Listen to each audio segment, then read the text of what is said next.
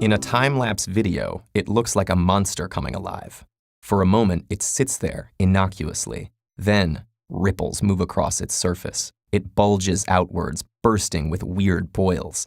It triples in volume. Its color darkens ominously, and its surface hardens into an alien topography of peaks and craters. Then the kitchen timer dings. Your cookie is ready. What happened inside that oven? Don't let the apron deceive you. Bakers are mad scientists. When you slide the pan into the oven, you're setting off a series of chemical reactions that transform one substance, dough, into another, cookies. When the dough reaches 92 degrees Fahrenheit, the butter inside melts, causing the dough to start spreading out. Butter is an emulsion, or mixture of two substances that don't want to stay together, in this case, water and fat, along with some dairy solids that help hold them together. As the butter melts, its trapped water is released, and as the cookie gets hotter, the water expands into steam. It pushes against the dough from the inside, trying to escape through the cookie walls, like Ridley Scott's chest-bursting alien. Your eggs may have been home to squirming salmonella bacteria. An estimated 142,000 Americans are infected this way each year. Though salmonella can live for weeks outside a living body and even survive freezing, 136 degrees is too hot for them. When your dough reaches that temperature, they die off. You'll live to test your fate with the bite of raw dough you sneak from your next batch. At 144 degrees, changes begin in the proteins, which come mostly from the eggs in your dough. Eggs are composed of dozens of different kinds of proteins, each sensitive to a different temperature. In an egg fresh from the hen, these proteins look like coiled-up balls of string. When they're exposed to heat energy, the protein strings unfold and get tangled up with their neighbors. This linked structure makes the runny egg nearly solid, giving substance to squishy dough.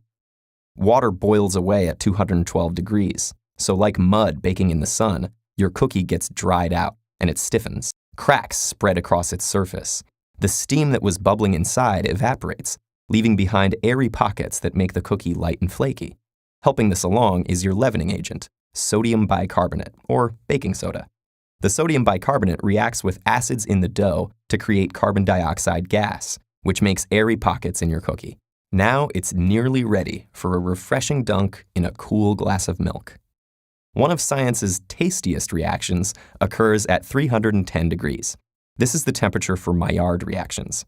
Maillard reactions result when proteins and sugars break down and rearrange themselves, forming ring-like structures, which reflect light in a way that gives foods like Thanksgiving turkey and hamburgers their distinctive, rich brown color.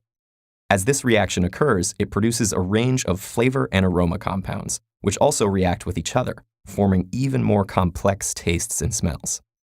Caramelization is the last reaction to take place inside your cookie. Caramelization is what happens when sugar molecules break down under high heat, forming the sweet, nutty, and slightly bitter flavor compounds that define, well, caramel.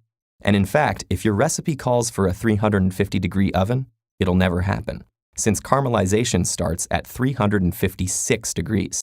If your ideal cookie is barely browned, like a Northeasterner on a beach vacation, you could have set your oven to 310 degrees. If you like your cookies to have a nice tan, crank up the heat. Caramelization continues up to 390 degrees. And here's another trick. You don't need that kitchen timer. Your nose is a sensitive scientific instrument. When you smell the nutty, toasty aromas of the Maillard reaction and caramelization, your cookies are ready. Grab your glass of milk, put your feet up, and reflect that science can be pretty sweet.